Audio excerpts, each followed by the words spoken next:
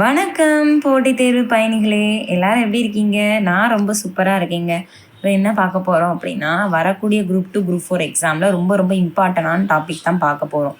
என்ன அப்படின்னு கேட்டிங்கன்னா, யூனிட் 7 இருக்குது இல்லையா, அதில் வந்து கிட்டத்தட்ட வந்து 15 கேள்வி கேட்குறாங்க. அதில் வந்து தமிழ் அறிஞர்களும் தமிழ் தொண்டும் அப்படிங்கிறதுல ரொம்ப ரொம்ப இம்பார்ட்டண்டான 2 பேரை பற்றி தான் பார்க்க போகிறோம். யாருன்னா தேவநேய பாவனாரும் பெருஞ்சித்திரனாரும். சரியா, இவங்கள கேட்காத டிஎன்பிசியே கிடையாது. நீங்கள் எத்தனை வருஷம் கொஷின் பேப்பர் எடுத்து பாருங்கள், இவங்க 2 பேர். ஏன்னா இவங்க தமிழுக்காண்டி நிறைய தொன்றுகள், நிறைய தமிழுக்காண்டி ஒரு தனி நாடே வச்சுருப்பாரு பெருஞ்சித்திரனார்லாம்.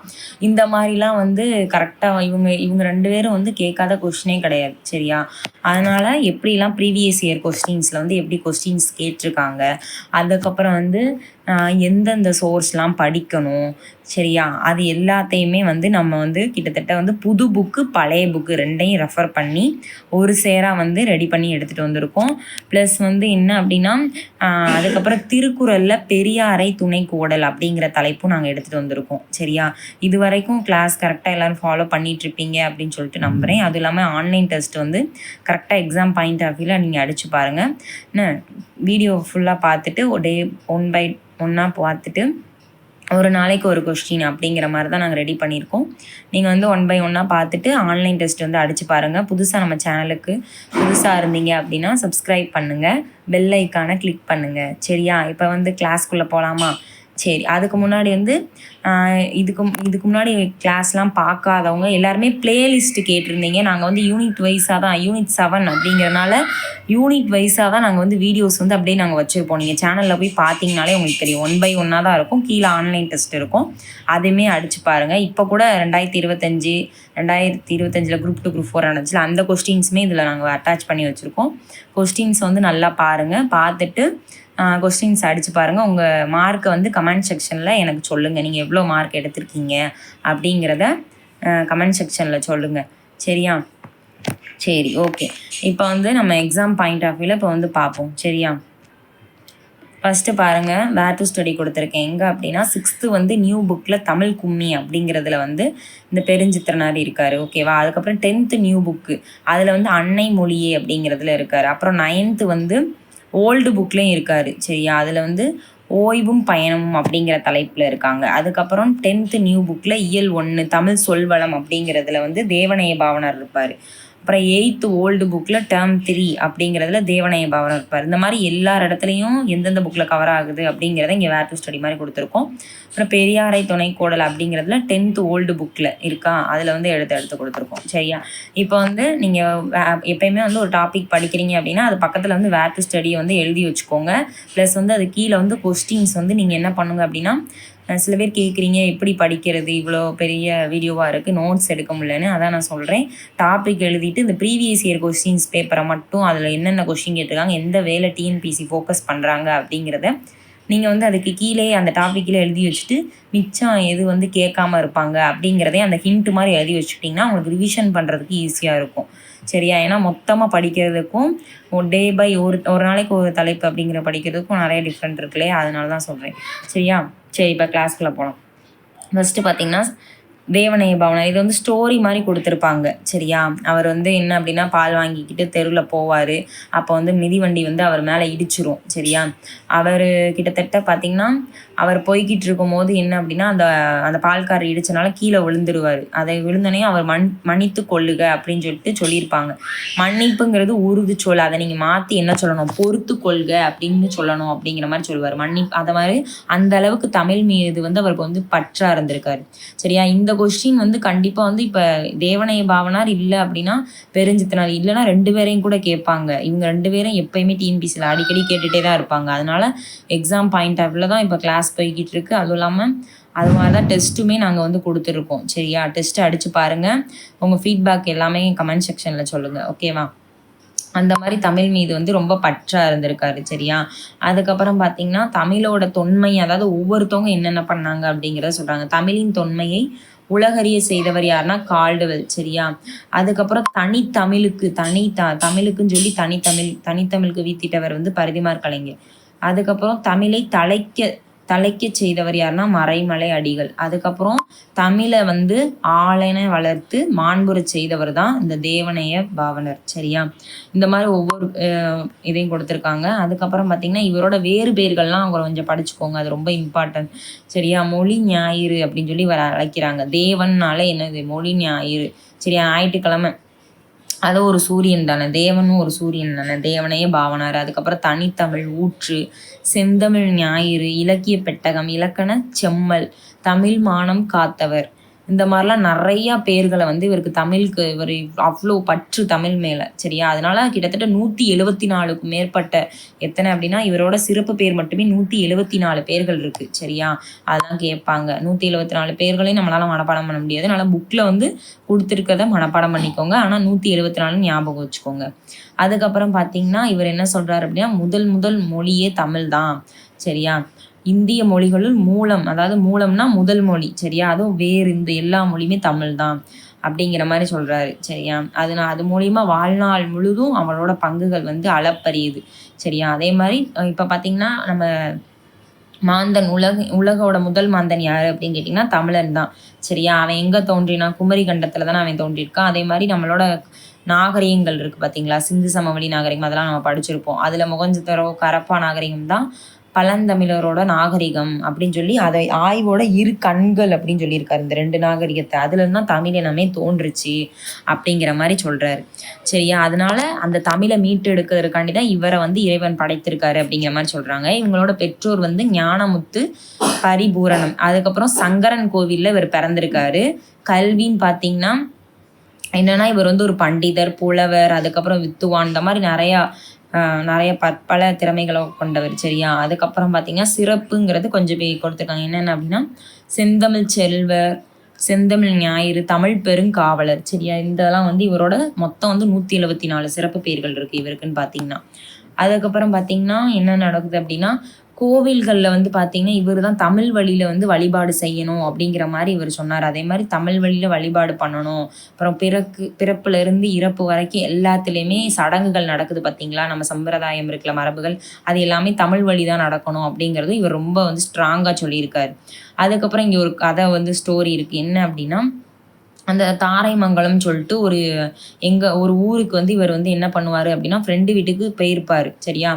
பகல் உணவு, இந்த மாதிரி இரவு உணவு, இந்த மாதிரிலாம் சாப்பிட்றதுக்கு அதை வந்து எப்படிலாம் சொல்லணும், பகல் உணவு, இந்த மாதிரி இருக்குல்ல, அதை வந்து எப்படி சொல்லணும் அப்படிங்கிற மாதிரி உச்சரிக்கிறத வந்து தூய தமிழில் உச்சரிக்கணும் அப்படின்னு சொல்லி அவர் வந்து அந்த இதை சொல்லியிருப்பார். அதுக்கப்புறம் பார்த்தீங்க அப்படின்னா இங்கே இதெல்லாமே கதை தான். அதுக்கப்புறம் நீலகிரிக்கு வந்து அங்கே ஒரு இடத்துக்கு அங்கே போனார்ல, அந்த இடத்துல வந்து என்ன நடந்துச்சு அப்படிங்கிறத கிருஷ்ணகிரி அவங்க ஃப்ரெண்டு பேர் வந்து கிருஷ்ணய்யா. சரியா? அதை வந்து அந்த இஷ்யூ கூட பார்த்தீங்கன்னா வடமொழி தானே வருது, அதையுமே சொல்லக்கூடாது, தமிழில் இருக்கணும் அப்படிங்கிற மாதிரி சொல்லுவார். அதுக்கப்புறம் பார்த்தீங்கன்னா அவர் என்ன பண்ணுவார், அந்த வீட்டுக்கு போயிட்டு சாப்பிட்டு முடிச்சுட்டு அந்த வீட்டுக்கு வெளியே இருக்க விறகுகள்லாம் வெட்டிகிட்டு இருப்பார். ஏன்னா உண்ட வீட்டிற்கு ஏதாவது பண்ணணும், அது வந்து நல்லது கிடையாது, சாப்பிட்டுட்டு சும்மா போகிறது நல்லது கிடையாது அப்படிங்கிற மாதிரி சொல்லுவார். சரியா? அதனால் உண்ட வீட்டிற்கு ஏதாவது செய்யணும் அப்படிங்கிறத சொல்லுவார். அந்த மாதிரி வாழ்ந்திருக்காரு. அதுக்கப்புறம் பார்த்தீங்கன்னா இவர் என்ன பண்ணுவார் அப்படின்னா இவர் சொல்லியிருக்காரு கிட்டத்தட்ட வந்து பாவனருங்கிறது தமிழ் வரலாறு, முதல் தாய்மொழி, இந்த மாதிரி நிறைய சொல்லாராய்ச்சி கட்டுரைகள் நிறைய எழுதியிருக்காரு தமிழை வச்சு. சரியா? தமிழ் நாகரிகமும் பண்பாடும், இந்த மாதிரி நிறைய தமிழ் இலக்கியம் சார்ந்த கட்டுரைகளை வந்து எழுதியிருக்காரு. அது எத்தனை நூல்கள் அப்படின்னா அதுக்கப்புறம் திருக்குறள், மரபுரை முதலான 43 கிட்டத்தட்ட 43 நூல்களை வந்து படைச்சிருக்காரு. 174 சிறப்பு பெயர், 43 என்னது ஆய்வு கட்டுரைகளை வந்து எழுதியிருக்காரு. கிட்டத்தட்ட வந்து இவர் சொற்பிறப்பியல் அப்படிங்கிற அகர முதலில் திட்ட இயக்குனராக வேலை பார்த்துருக்காரு. சரியா?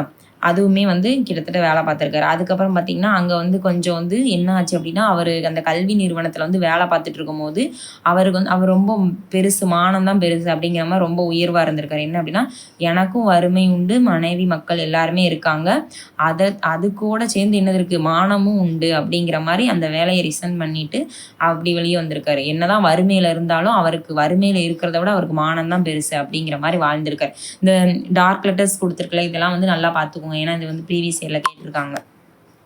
அதுக்கப்புறம் பார்த்தீங்கன்னா, அவர் வறுமையில இருந்தா கூட அவர் என்ன பண்ணுவாரு அப்படின்னா, கரெக்ட்டா அவர் கைக்கு வந்து காசு கிடைச்சுச்சு அப்படின்னா, அதில நெறைய புக்ஸ் தான் வாங்குவாராம். சரியா? அது இல்லாம புலமை ரொம்ப செருக்கா இருக்க மாட்டாரு. எளிமையா வந்து வாழ்ந்திருக்காரு. சரியா? கிட்டத்தட்ட அன்பு கசியும் அதாவது நான் ரொம்ப நன்றி உணர்வு மிக்கவர் அப்படிங்கிற மாரி சொல்றாங்க.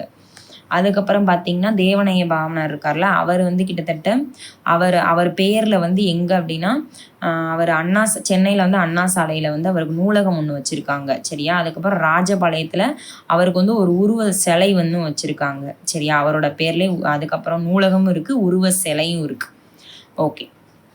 அதுக்கப்புறம் பார்த்தீங்கன்னா, மதுரையில அவர் என்னைக்கு அந்த உலக தமிழ் மாநாடின் போது மாந்தன் தோற்றமும் தமிழர் மரபும் அப்படிங்கிறதுல வந்து அந்த தலைப்புல தான் தமிழ் அன்னைக்கு வந்து பெருமை சேர்க்கிற அளவுல இந்த தலைப்புல வந்து பேசியிருக்காரு. ஓகேவா?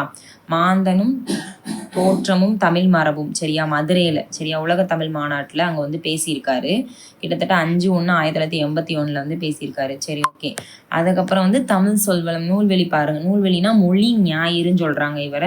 அப்புறம் பார்த்தீங்கன்னா, இவரோட சொல்லாய்வு கட்டுரைகள் எல்லாமே தமிழ் சொல்வளம் அப்படிங்கிறதுல வந்து இடம் பெற்றிருக்கு. 10th புக்ல இருக்கும்ல, அத சொல்றாங்க. அப்புறம் என்ன சொல்றாங்க அப்படின்னா, தமிழ் சொல்லாராய்ச்சியில் இத கூட இப்ப கேட்டிருந்தாங்க. தமிழ் சொல்லாராய்ச்சியில் உச்சம் தொட்டவர் யார் அப்படிங்கிற கேட்டிருக்காங்க. அப்புறம் வந்து செந்தமிழ் சொற்பிறப்பியல் அகர முதலி திட்ட இயக்குனரா வேலை பார்த்திருக்காரு. சரியா? அப்புறம் உலக தமிழ் கழகத்தை வந்து நிறுவியிருக்காரு. இந்த மாதிரி நிறையா வந்து தமிழுக்காண்டி நிறைய தொன்று ஆற்றியிருக்காரு. அதெல்லாம் வந்து ஞாபகம் வச்சுக்கோங்க. அதுக்கப்புறம் இங்க என்ன கொடுத்துருக்காங்கன்னா, எத்திசையும் புகழ் மணக்க. அதாவது கிட்டத்தட்ட பார்த்தீங்கன்னா, தமிழோட புகழ் வந்து 8 திசைகளுக்கும் பரவி இருக்கு அப்படிங்கிறத இதில் சொல்றாங்க. என்ன அப்படின்னா, ஃபர்ஸ்ட்டு தமிழ்ல வந்து முதல் என்ன நூல்னா, அந்த லிசுபனன் அப்படிங்கிற ஒரு போர்ச்சுகீசிய நாட்டுல 1554 அப்படிங்கிறத கார்டிலா அப்படிங்கிறதா மொத தமிழ் மொழி வந்து மொழிபெயர்க்கிறது நூல். சரியா? 1554. சரியா? அது எந்த மொழியில வந்து அச்சிட்டாங்கன்னா, ரோம் அந்த எழுத்து வடியில தான் வச்சு அச்சிட்டு இருக்காங்க. அது வந்து சிவப்பு, கருப்பு அந்த மையில வந்து எழுதியிருப்பாங்க. ஓகேவா? அந்த தமிழ் மாநாடோட மலர்ல வந்து இந்த இது வெளிவந்திருக்கு. சரி, இப்போ ப்ரீவியஸ் இயர் கொஸ்டின்ஸ் பாருங்க. ப்ரீவியஸ் இயர் கொஸ்டின்ஸ் பார்த்தீங்க அப்படின்னா, தேவனைய பாவனர் அப்படிங்கிறத அவர் என்ன அழைக்கிறாங்க அப்படின்னா, மொழி ஞாயிறு. நீங்கள் வந்து கிட்டத்தட்ட அந்த ஓல்டு புக்கில் இருக்கிறத நல்லா படிச்சுக்கோங்க. அப்புறம் நூல் குறிப்பு இருக்குல்ல, அதை வந்து நல்லா படிச்சுக்கோங்க. சரியா? தேவனைய பாவனர் அப்படிங்கிறதுக்கு மொழி ஞாயிறுன்னு சொல்கிறாங்க. அப்புறம் செந்தமிழ் பிறப்பியல் அகர முதலையோட திட்ட இயக்குனராக வேலை பார்த்துருக்காரு. 2மே கரெக்டு தான். கூற்று 1 மற்றும் 2 சரி. அதுக்கப்புறம் பாருங்களேன், அடுத்து என்ன சொல்லியிருக்காங்க அப்படின்னா, தேவனைய பாவனர் அகர முதலி திட்ட இயக்குனராக பணியாற்றினார். அதுக்கப்புறம் பார்த்தீங்கன்னா, உலக தமிழ் கழகத்தை நிறுவி இயக்குனராக இருந்திருக்காரு. அதுவும் கரெக்டு தான். சரியா? செந்தமிழ் சொற்பிறப்பியல் அகர முதலி தலைவராக இருந்தார். இந்த மாதிரி ஃபுல்லாமே அவர் தான். தமிழ் பற்றின எல்லாமே அவர் தான் இருந்திருக்காரு. அனைத்தும் சரி. அதுக்கப்புறம் பார்த்தீங்க அப்படின்னா, மொழி ஞாயிறு என்று அழைக்கப்படுவர். சரியா? அது யாரு அப்படின்னு கேட்டிங்கன்னா, தேவனைய பாவனர். சரி, ஓகே. அடுத்து தமிழ் மொழியை அதுக்கப்புறம் பார்த்தீங்கன்னா, அந்த சொன்னேன்ல தமிழ் மொழி வந்து அவர் என்ன பண்ணியிருக்காங்கன்னா, தமிழ் எப்பயுமே தனியானது தான். வடமொழியில வந்து நான் கலக்க விட மாட்டேன். அதை மீட்கதற்காண்டி தான் இறைவன் என்னை படைச்சிருக்கான் அப்படின்னு சொல்லி தேவனைய பாவனை சொல்லியிருக்காரு. தேவனாலே ஒரு இறைவன் தான். அப்போ அந்த மாதிரி யோசிச்சுக்கோங்க. செந்தமிழ் ஞாயிறு அப்படிங்கிற அந்த சிறப்பு பெயர்கள் சொன்னேன்ல, சிறப்பு பெயர் கேட்டிருக்காங்க பாருங்க. செந்தமிழ் ஞாயிறு என்று அழைக்கப்படுபவர் யார்? தேவனைய பாவனார். அதுக்கப்புறம் பாருங்க, எத்தனை நூல்கள், சிறப்பு பெயர்கள் மொத்தம் 174. அதுக்கப்புறம் பார்த்தீங்கன்னா, நூல்கள் வந்து 43 படைச்சிருக்காரு. 43 சொல்லாராய்ச்சி கட்டுரைகளை வந்து எழுதியிருப்பாரு. ஓகேவா? அதையும் பார்த்துக்கோங்க. அதுக்கப்புறம் 1981 அந்த மதுரை மாநாடு இருக்குல்ல, அந்த மாநாட்டில் வந்து எந்த இதை பேசினாரு? மாந்தன் தோற்றமும் தமிழ் மரபும் அந்த இதில் தான் அவர் பேசியிருக்கார், தேவனைய பாவனார். அதுக்கப்புறம் அந்த அந்த நம்ம ஃபர்ஸ்ட் அவர் ஃபோட்டோ கீழே வந்து ஒரு 4 இருந்துச்சுல, தமிழை வந்து தலைக்க செய்தவர் மரங்களை அடிக்கலாம், அந்த இதில் இருந்து கேட்டிருக்காங்க. தமிழை ஆளென வளர்த்து மாண்புற செய்தவர் தேவனைய பாவனார். அதுக்கப்புறம் பாருங்க, இப்போ வந்து ரிப்பீட்டடாக ஒரே இதை கேட்டுகிட்டே இருக்காங்கன்னா, எதுவுமே அடுத்து கேட்கறது இல்லை அப்படின்னு வச்சுக்கோங்களேன். அந்த மாதிரி நம்பர்ஸ் ஏதாவது இருந்தால் அதை கேட்டுருவாங்க. அவங்க கேட்கணும், அவங்களுக்கு தேவை ஒரு கொஸ்டின் கேட்கணும். அப்போ அந்த மாதிரி ஒரு கொஸ்டின் கேட்டுருவாங்க. பாவனா சொற்பிறப்பியல் அகர முதலி திட்ட இயக்குனராக பணியமர்த்தப்பட்ட ஆண்டு எதுன்னு கேட்டிருக்காங்க. 8/5/1974 அன்னைக்கு. அப்பதான் அவர் வந்து அங்கே ஜாயின் பண்ணியிருக்காரு. சரியா?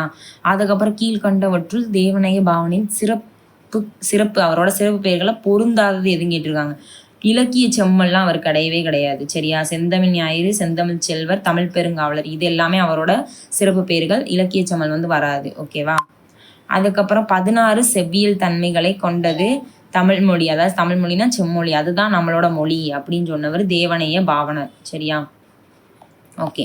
அடுத்து பாருங்க, எனக்கும் அந்த அந்த லைனை கொடுத்துருங்க. எனக்கும் வறுமை உண்டு, மனைவி மக்கள் உண்டு, அவற்றோடு மானம் உண்டு கூறியவர் பாவனர். அதுக்கப்புறம் 16 செவ்வியல் தன்மைகளை செம்மொழி என கூறியவர். செம்மொழினா இந்த மாதிரி தான் இருக்கணும் அப்படிங்கிற ஸ்ட்ரக்சர் கொடுத்தவரே இந்த தேவனைய பாவனர் தான். சரியா? அடுத்து வந்து நூல் பெயர் கேட்டிருக்காங்க. வீரமாமுனிவர் வந்து என்ன சொல்லியிருக்காங்க, வீரமாமுனிவர் அப்படிங்கிறது பரமார்த்த குருகதை, கரெக்டு தான்.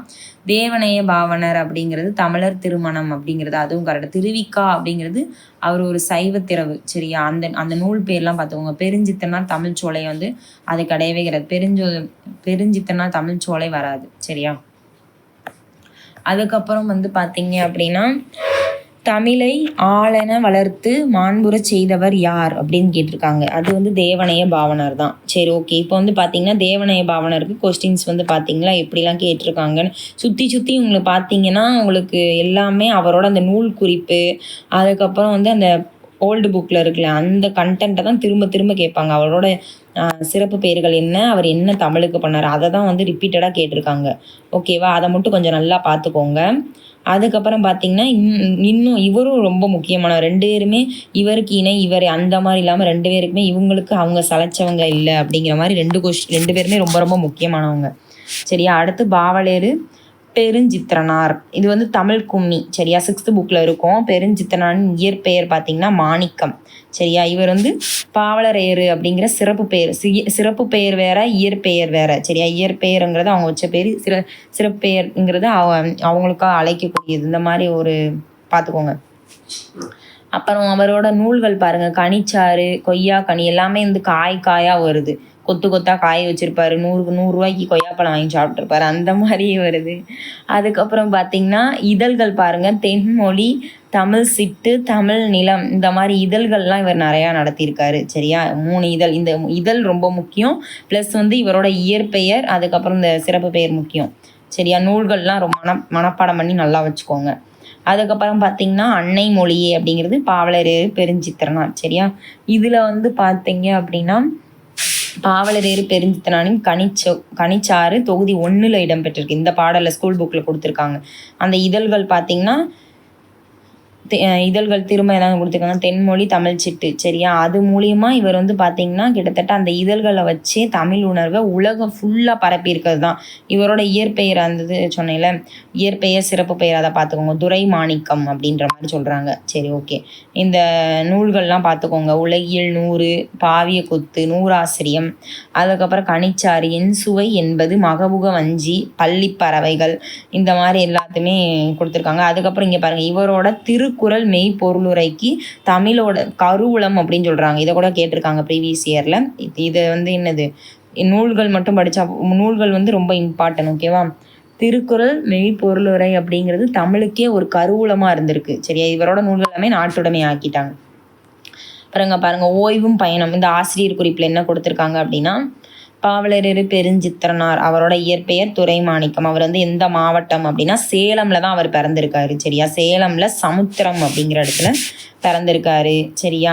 அதுக்கப்புறம் அந்த நூல்கள் அதே தான் கொடுத்துருக்காங்க. ஐயை அப்படிங்கிறது, ஐயை, கனிச்சாறு, கொய்யா கனி, பாவிய கொத்து, பள்ளிப்பறவை, நூறாசிரியம், இந்த மாதிரி நிறைய நூல்கள் எழுதியிருக்காரு. திரும்ப திரும்ப ரிப்பீட்டடாக வரும். இந்த பாடத்தில் வந்து பள்ளிப்பறவைகளை வந்து வச்சு சொல்லியிருக்காங்க. இவரோட ப்ரீவியஸ் இயர் கொஸ்டின் பேப்பர் பாருங்க.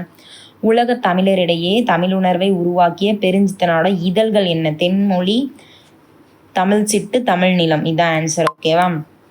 நெக்ஸ்ட் என்ன அப்படின்னா, துரை மாணிக்கம் என்பது இவரோட இயற்பெயர். சரியா? அது வந்து பாவலரேறு பெருஞ்சித்திரனார். அதுக்கப்புறம் கொய்யா கனி என்னும் நூலை எழுதினவர் யார் அப்படிங்கிறாங்க. கொய்யா கனி பெருஞ்சித்திரனார். சரியா? அதுக்கப்புறம் இவர் வந்து பிறந்த மாவட்டம் கேட்டிருக்காங்க. பார்த்தீங்களா? ரிப்பீட்டடாக ஒரே கொஸ்டினாக கேட்டுகிட்டே இருந்தோன்னா ஏதாவது டேட்டு, அப்புறம் வந்து அவர் ஊர் பேர், அம்மா அப்பா பேர், அந்த மாதிரிலாம் கேட்டுருவாங்க. சேலம். சரியா? அதுக்கு தான் ப்ரீவியஸ் இயர் கொஸ்டின் பார்க்கணும் அப்படின்னு சொல்கிறது. பாவலரேறு பெருஞ்சித்திரனாரின் படைப்புகளுள் இல்லாத ஒன்று. நீங்கள் எல்லாமே படித்தா மட்டும்தான் என்ன பண்ண முடியும், இந்த கொஸ்டின்ஸ்க்கு வந்து பொருந்தாதெல்லாம் அட்டன் பண்ண முடியும். கொய்யா கனி, கனிச்சாறு, நூறாசிரியம், இதெல்லாம் வந்து என்ன அப்படின்னா பாவலரேறு பெருஞ்சித்திரனோட நூல்கள். சரியா? கள்ளிக்குடி காவியம்ங்கிறது பொருந்தாத ஒன்று. ஓகே. அதுக்கப்புறம் பார்த்தீங்க அப்படின்னா பாவலர் ஏறு பெருஞ்சித்தனால எழுதாத நூல் எதுன்னு கேட்டிருக்காங்க. எழுதாத நூல் அப்படிங்கிறது பார்த்தீங்கன்னா குறிஞ்சி திட்டு. குறிஞ்சி திட்டுங்கிறது யாரோடது? கமெண்ட் செக்ஷனில் சொல்லுங்கள். குறிஞ்சி திட்டு யாரோட நூல் அப்படின்னு சொல்லி கமெண்ட் செக்ஷனில் சொல்லுங்கள், பார்ப்பேன் நான் யார் சொல்கிறீங்க. அடுத்து பாவிய கொத்து, பள்ளி பறவை, கொய்யாக்கனி, சரியா? இதெல்லாம் அவரோட நூல்கள் தான். அப்புறம் தென்மொழி, தமிழ் சிட்டு, தமிழ் நிலம், இதெல்லாம் அவங்கள வந்து எழுதுனது. அடுத்து 100 ஆசிரியன் என்னும் கவிதை நூலின் ஆசிரியர் கவிஞர் பெருஞ்சித்திரனார். ஓகே. பாவலர் ஏறு சிறப்பு பேர் பெருஞ்சித்திரனார். ஓகேவா? அடுத்து என்ன சொல்லியிருக்காங்க? உலக தமிழரிடையே தமிழ் உணர்வை உருவாக்க பாடுபட்ட பெருஞ்சித்தனால இதழ் சொல்லியிருக்காங்க. சரியா? இதழ் என்னது? தமிழ் சிட்டு, தென்மொழி, தமிழ் நிலம், அதெல்லாம் இவரோட தான். அப்புறம் திரும்பியும் பாருங்கள், அதே கொஸ்டின் அப்படியே கேட்டிருக்காங்களா? அப்படியே ஆப்ஷன் மாற்றாமல் கேட்டிருக்காங்க பாருங்கள். கள்ளிக்குடி மகாகாவியம் இது யாரோட நூல் அப்படின்னு சொல்லி கமெண்ட் செக்ஷனில் சொல்லுங்கள், நான் வந்து வெரிஃபை பண்ணுவேன். அதுக்கப்புறம் பாருங்கள், வீருடை செம்மொழி தமிழ்மொழி உலகம் வேரூன்றிய நாள் முதல் உயிர்மொழி என்று தமிழோட பெருமையை, அதாவது வீருடை வீர நட போட்டு பாவலா பண்ணிட்டு வருவார். யார்? பாவலர். சரியா? வீர நட போட்டு பாவலா பண்ணிக்கிட்டே வருவார் அப்படின்னு ஞாபகம் வச்சுக்கோங்க. சரி, ஓகே. பார்த்துக்கிட்டிங்களா? அதுக்கப்புறம் இந்த நூல்கள், இது பாட்டை பார்த்துக்கோங்க. இந்த தமிழோட பெருமையை வந்து கிட்டத்தட்ட அவர் பாடியிருக்காரு. கிட்டத்தட்ட கொட்டுங்கடி கொட்டுங்கடி கும்மி கொட்டுங்கடி, அதாவது 8 திசைக்கும் கேட்குற மாதிரி தமிழோட பெருமையை எல்லாரும் பாடுங்க. சரியா? அந்த உலகம் வந்து ரொம்ப பெருசு, அதனால் இந்த உலகத்துக்கு ஃபுல்லாக வந்து என்னது, தமிழ் வந்து அவ்வளோ நிலையானது அப்படிங்கிற மாதிரி அழியாமல் நம்ம பார்த்துக்கணும். காலத்துக்கும் எந்த காலத்துக்கும் உரியது, அந்த மாதிரி தமிழோட பெருமையை வந்து இவர் வந்து பேசியிருக்காரு. அந்த மாதிரி நல்லா கும்மி அடிங்க அப்படிங்கிற மாதிரி சொல்லியிருக்காரு. சரியா? அந்த பாடல் சொல்லியிருக்காங்க. ஆழிப்பெருக்குனா கடல்கோள், ஊழிங்கிறது நீண்டதொரு காலப்பகுதி, மேதினா உலகம், உள்ள பூட்டுனா உள்ளத்தோட அறியாமை. சரியா? சரி, ப்ரீவியஸ் இயர் கொஸ்டின் அதுவும் பாருங்கள். ஆழிப்பெருக்கத்திற்கும் காலத்திற்கும் முற்றும் அழியாமலே நிலைத்து, அதாவது எல்லா ஒரு விஷயத்துக்கும் தமிழ் என்றைக்குமே எந்த ஒரு எந்த ஒரு காலத்துலேயும் சரி, ஒரு கடல்கோளால் எந்த ஒரு சுனாமி அது இதுன்னு வந்தாலுமே தமிழ் என்றைக்குமே அழிஞ்சு போகாது, அதை நிலச்சி தான் நிற்கும் அப்படின்னு சொல்லி தமிழோட பெருமையை வந்து பாடியிருக்காரு. சரியா? சரி, ஓகே. இப்போ அகர முதலின்னு வந்து சிலபஸில் கொடுத்துருக்காங்க. ஆனால் சிலபஸில் இது நாள் வரைக்கும் சரி நம்ம ப்ரீவியஸ் இயர் கொஸ்டின் பார்த்ததில் அகர முதலியை பற்றி கொஸ்டின்ஸ் கேட்டதே கிடையாது, இது வரைக்குமே கேட்டதில்லை. ஜஸ்ட்டு நீங்கள் வந்து ஓவர் வியூவாக ஒன்று பார்த்துக்கோங்க. சரியா? எக்ஸாம் பாயிண்ட் ஆஃப் வியூவில் ஒன்று பார்த்துருக்கோங்க. அதாவது அகர முதலி அப்படிங்கிறதுனா என்ன, அதுக்கப்புறம் ஃபஸ்ட்டு வந்து இந்த ரொம்ப பழமையான அகர முதலியில் அந்த நிகண்டுகளில் பழமையானது இது சேந்தன், திவாகரம், இந்த மாதிரி. இதை எழுதினவர் யார்? திவாகரர். இந்த மாதிரிலாம் இருக்குல்ல, அதெல்லாம் பார்த்துக்கோங்க. ஏன்னா அகரமுதலியில் திட்ட இயக்குனராக வேலை பார்த்துருக்காருல தேவனைய பாவனார், அதனால நாங்கள் வந்து கொடுத்துருக்கோம். நீங்கள் ஜஸ்ட்டு வந்து ரீட் பண்ணிக்கோங்க. அதுக்கப்புறம் இங்கே பார்த்தீங்கன்னா வீரமாமுனிவர் தொகுத்த சதுரகராதி, இது வேணால் கேட்டிருக்காங்க. இந்த வீரமாமுனிவர் பெருஞ்சித்தனார் இந்த இதில் லைனில் வந்தால் அது மட்டும் கேட்பாங்க. மற்றபடி எல்லாமே வளவலன்லாம் படிக்க வேணாம். சரியா?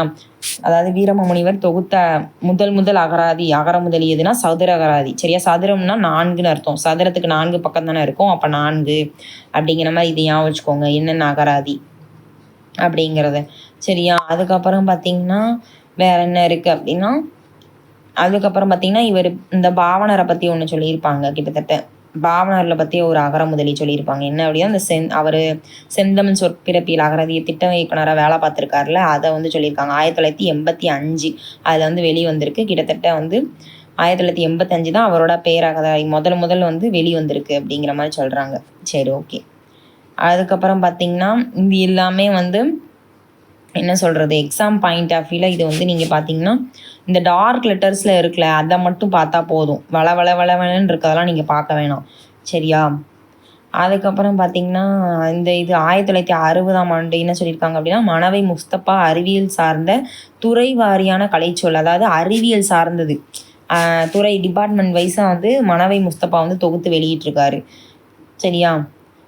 அதுக்கப்புறம் பார்த்திங்கன்னா அறிவியல் கலைச்சொல் களஞ்சியம் 1991 ஆண்டு வெளியிடப்பட்டது அப்படின்னு சொல்லியிருக்காங்க. ஓகே.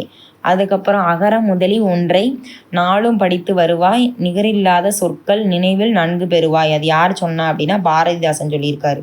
ஓகேவா? இதெல்லாம் வந்து ஜஸ்ட்டு ஓவர் வியூவாக பார்த்துக்கோங்க. மெயினாக வந்து நம்ம பார்த்தோம் பார்த்தீங்களா, அதுதான் ரொம்ப ரொம்ப முக்கியம். இதை வந்து இம்பார்ட்டன்ட் மட்டும் பார்த்துக்கோங்க சரியா. அந்த டார்க் கலரில் கொடுத்துருக்காங்களா அதை மட்டும் ஜஸ்ட் ஒரு ரீட் பண்ணிக்கோங்க. இது வரைக்கும் ப்ரீவியஸ் இயரில் வந்து இப்போ வரைக்கும் அனலைஸ் பண்ணதில் அந்த கொஸ்டினில் இந்த டாப்பிக்லேருந்து எந்த கொஸ்டினுமே வந்தது இல்லை சரியா. அதில் வந்து இந்த வீரமாமுனிவர் பெருஞ்சித்திரனார் அவங்க ரிலேட்டடாக வர்றதை மட்டும் இதை படித்தா போதும். மித்தபடி அப்புறம் இந்த பாரதிதாசனோட கூற்று அந்த இதை படித்தா போதும். மித்தபடி எல்லாமே படிக்கணும் அவசியம் இல்லை. சரி, இப்போ ஓவரால் ஒரு வியூ பார்த்துட்டோம். இது வரைக்கும் நம்ம என்ன பார்த்துருக்கோம் அப்படின்னா, பெருஞ்சித்தனார் பார்த்தோம், அவங்களோட ப்ரீவியஸ் இயர் கொஸ்டின் பார்த்தோம். தேவனைய பாவனார் பார்த்தோம், அவங்களோட ப்ரீவியஸ் இயர் கொஸ்டின் பார்த்தோம். இப்போ வந்து திருக்குறளில் பெரியாரை துணைக்கோடல். பெரியாரை துணைக்கோடல்னா பெரியார்னா யார்? தந்தை பெரியாரா? அப்படி கிடையாது. பெரியார்னா யார் அப்படின்னா வயசில் மூத்தவங்க, அறிவில் மூத்தவங்க, அந்த மாதிரி அவங்க தான் சரியா. அவங்களோட துணை என்றைக்குமே நம்மளுக்கு வேணும். அதான் பெரியாரை துணைக்கோடல் சரியா. ஃபஸ்ட்டு பாருங்கள், அரண் அறிந்து மூத்த அறிவுடையார் கேண்மை. கேண்மைனா என்னது? நட்பு அப்படின்னு அர்த்தம். திறன் அறிந்து தேர்ந்து கொள்ளல். அதாவது என்ன சொல்லியிருக்காங்க அப்படின்னா, அறநெறி வழியாக நல்ல ஒரு அறிவில் எல்லாருமே வந்து சிறந்து விளங்குவாங்களே, முதிர்ச்சியானவங்க, அறிவில் எல்லாத்துலேயுமே சிறந்து விளங்குன ஒரு நபரை எப்பயுமே வந்து நம்ம என்ன பண்ணணும், அவங்கள மாதிரி ஒரு ஆளை வந்து நம்ம நட்பாக வச்சுக்கணும் சரியா. நல்ல ஒரு வயசில் மட்டும் மூத்தவங்களாக இருக்கக்கூடாது, அறிவில் எல்லாத்துலேயுமே மூத்தவங்களை வந்து நம்ம தேர்ந்தெடுத்து நட்பு வைக்கணுமா. ஏன்னா அப்போ தான் வந்து என்ன பண்ண முடியும், நம்ம எல்லாத்துலேயும் சக்ஸஸ் ஆக முடியும். சொற்பொருள் பாருங்கள், மூத்த அப்படின்னா முதிர்ந்தன்னு அர்த்தம். கேண்மைனா நட்பு. தேர்ந்துனா தேர்ந்தெடுக்கணும். ஆராய்ஞ்சு பார்த்து இவங்க நல்ல நட்பா தீய நட்பா அப்படிங்கிற மாதிரி தேர்ந்தெடுக்கணும். இதில் இலக்கண குறிப்பெலாம் நீங்கள் கன்சிடர் பண்ண வேண்டாம். ஜஸ்ட்டு வந்து திருக்குறளில் இருக்கிறதுல சொற்பொருள் பார்த்துக்கோங்க, அதுக்கப்புறம் வந்து பொருள் பார்த்துக்கோங்க. ஏன்னா திருக்குறள் இது நாள் வரைக்கும் எப்படி கேட்பாங்கன்னா சொற்பொருள் கேட்பாங்க, இல்லைனா அந்த அதிகாரம் இந்த திருக்குறளை கொடுத்து இது என்ன அதிகாரத்தில் வருது அப்படிங்கிற மாதிரி தான் கேட்டிருக்காங்க. அதனால் அதை நீங்கள் நல்லா பார்த்துக்கோங்க ஓகேவா. இலக்கண குறிப்பு அப்படின்னு பார்க்கும்போது அறனறிந்துங்கிறத அறத்தை கூட்டல் அறிந்து, திறனறிந்துனா திறனை கூட்டல் அறிந்து சரியா. அதுக்கப்புறம் பார்த்திங்கன்னா இது இரண்டாம் வேற்றுமை தொகைகள். தேர்ந்து அப்படிங்கிறது அதுக்கப்புறம் கொழல் அப்படிங்கிறது என்னது? கொழல். தேர்ந்து ஊன் வந்திருக்கா, அப்போ வினையச்சம். கொழல் அல் வந்திருக்கனால என்னது அப்படின்னா ஈற்று வியங்கோல் வினைமுற்று சரியா. அந்த கொழல்ங்கிறதே ஒரு என்ன சொல்கிறது, அந்த அல் கல் இந்த மாதிரி இதெல்லாம் வந்தால் என்னது வியங்கோல் வினைமுற்று அப்படிங்கிற மாதிரி சொல்லுவாங்க. சரி ஓகே. இங்கே பாருங்கள், இதை கூட இந்த ப்ரீவியஸ் இயர் கொஸ்டின் பேப்பரை நான் ஒவ்வொன்றுக்கும் கீழே கேட்டதுபடி வச்சுருக்கேன் பார்த்துங்க. திருக்குறள் கீழே வச்சுருக்காங்க பாருங்கள். திறனறிந்து தேர்ந்து கொள்ள வேண்டியவர்கள் என வள்ளுவர் யாரை குறிப்பிடுகிறார்? அதாவது அறிவு முதிர்ச்சியுடையவர் சரியா. நல்ல அறிவில் வந்து முதிர்ச்சியானவங்க, அவங்களோட நீங்கள் நட்பை வந்து தேர்ந்தெடுத்து வச்சுக்கோங்க அப்படிங்கிறதான் சொல்கிறார். அடுத்து உற்ற நோய் நக்கி உறாமை முறை காக்கும்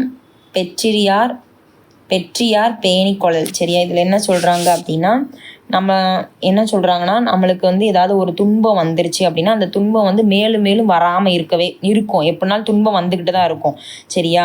ஆனால் அப்படி ஒரு துன்பம் வர்றதுக்கு முன்னாடியே அதை வராமல் காக்கிறதுக்கு யாருன்னா நம்ம ஃப்ரெண்ட்ஷிப் வந்து என்ன பண்ணுவாங்க, ஹெல்ப் பண்ணுவாங்க. அந்த மாதிரி ஒரு நட்பை வந்து வச்சுக்கணும் அப்படிங்கிற மாதிரி திருவள்ளுவர் வந்து சொல்லியிருக்காரு ஓகேவா. நோயினா என்னது? துன்பம்.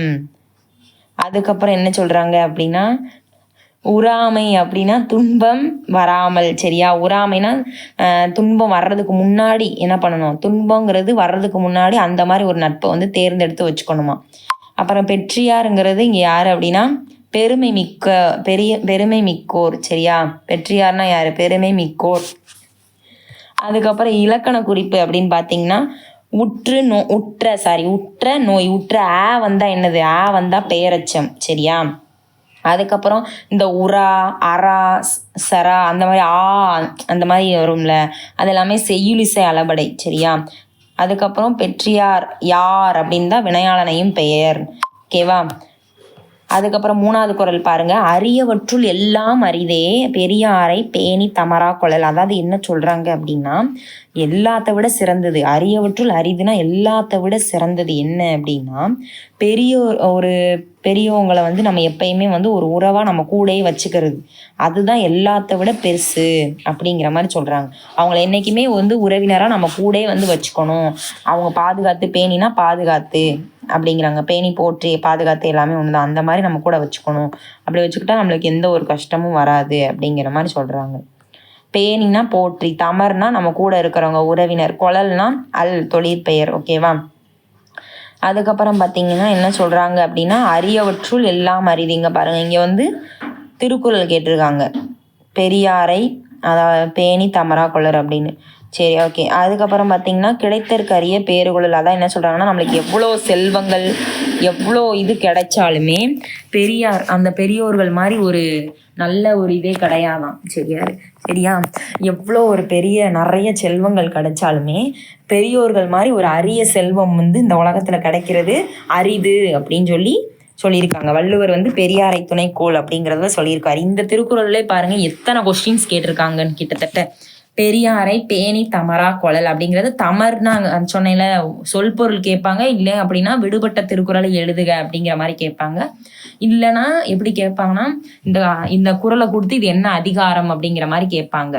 சரியா, தமர்னா உறவினர் துணை எல்லாமே ஒண்ணுதான். சரியா, அதுக்கப்புறம் பாத்தீங்கன்னா தம்மீர் பெரியார் தமரா ஒழுகுதல் வன்மையுள் எல்லாம் தலை. அதாவது என்ன அப்படின்னா இங்க என்ன சொல்றாங்க அப்படின்னா, தம்மை விட இப்போ நம்மளுக்கு வந்து எல்லாருக்குமே அறிவுகள் நிறையா தான் இருக்குது. ஆனால் தம்மை விட வந்து என்ன பண்ணணும், சிறந்த நல்ல அறிவாளிங்களை நம்ம கூடயே வந்து வச்சுக்கணுமா.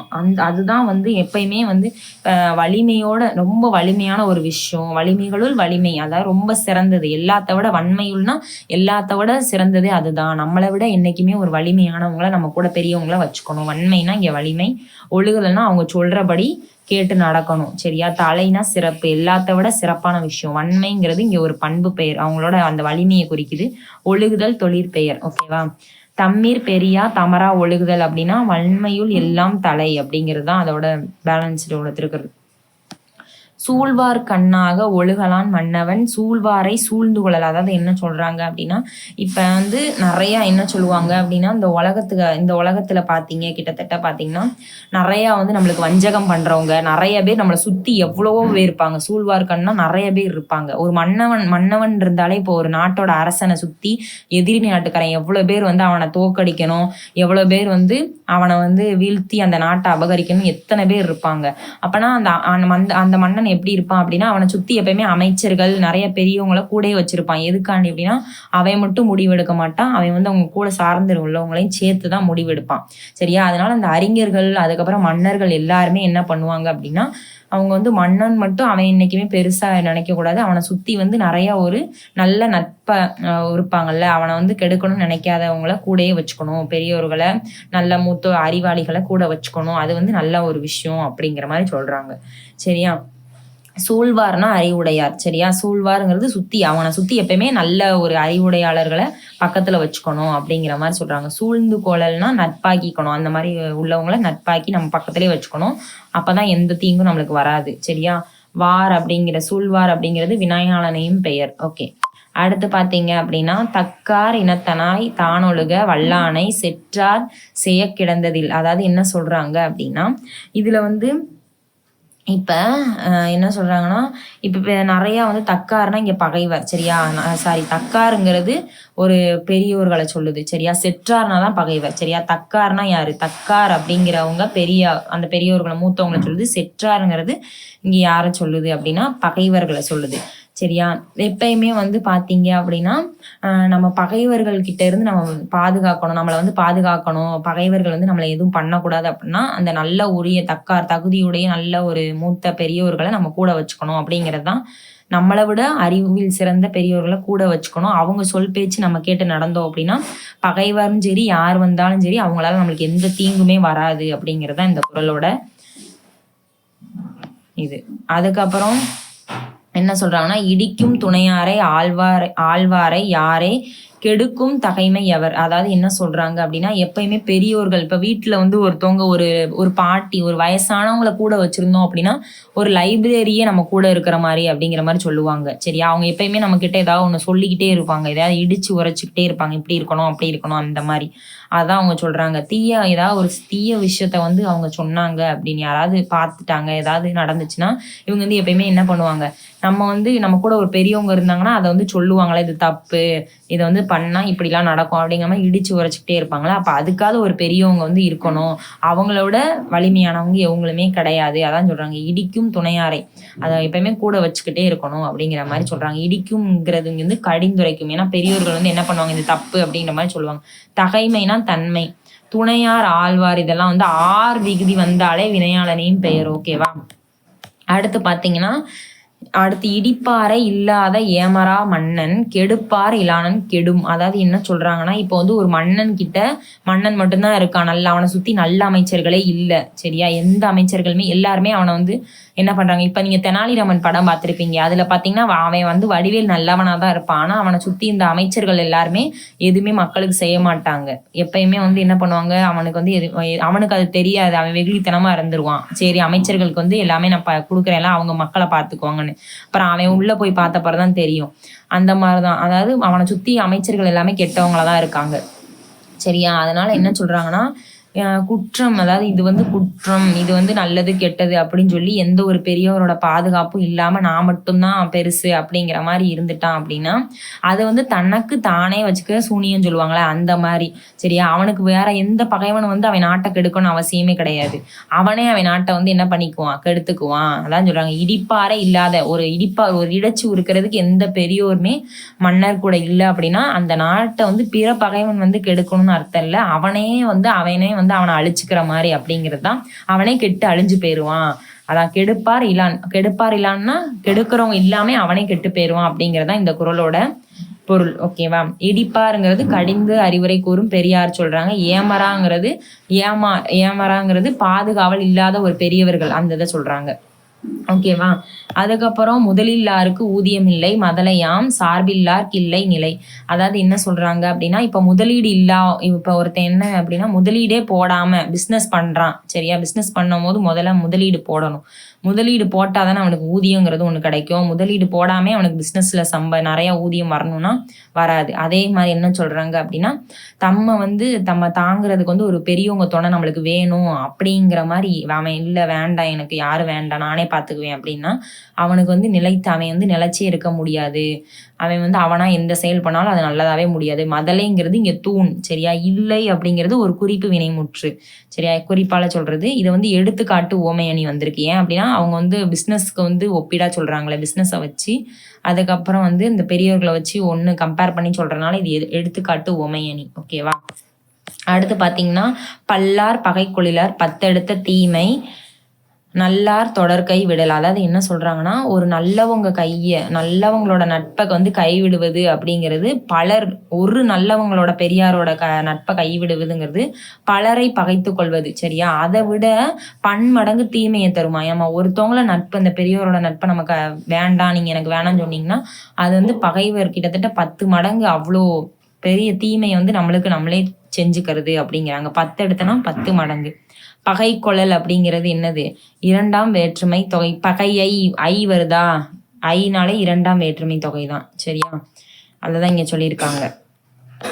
ஓகே, இப்ப நம்ம வந்து ஓவரால் வந்து பார்த்துட்டோம். இப்போ நம்ம என்னென்ன பார்த்தோம் அப்படின்னா, ரொம்ப ரொம்ப முக்கியமான தலைப்பு என்னது, பெருஞ்சித்திரனாரும் தேவனைய பாவனர் எக்ஸாம் பாயிண்ட் ஆஃப்ல ரொம்ப ரொம்ப முக்கியமானது பார்த்தோம். அப்புறம் பெரியாரை துணை கோடல் அப்படிங்கிறது பார்த்தோம் சரியா. இதெல்லாம் நீங்கள் என்ன பண்ணணும் அப்படின்னா, கீழே ஆன்லைன் டெஸ்ட் இருக்குது, அதை அடித்து பார்த்துக்கோங்க. அடித்து பார்த்துட்டு உங்களோட மார்க்கை வந்து எனக்கு கமெண்ட் செக்ஷனில் சொல்லுங்கள். அதுக்கப்புறம் வந்து இதுக்கு மேலே எதுவும் உங்களுக்கு சோர்ஸ் எதுவும் வேணுமா, இப்படி பண்ணணும் அப்படி பண்ணணும், உங்களோட ஃபீட்பேக் வந்து எனக்கு கொடுங்க. அதுக்கேற்ற மாதிரி நான் மாற்றிக்குவேன். ஓகேவா. கூடவே வாங்க, அரசு வேலையோட போங்க. பாய் அண்ட் பிரதர் அண்ட் சிஸ்டர்.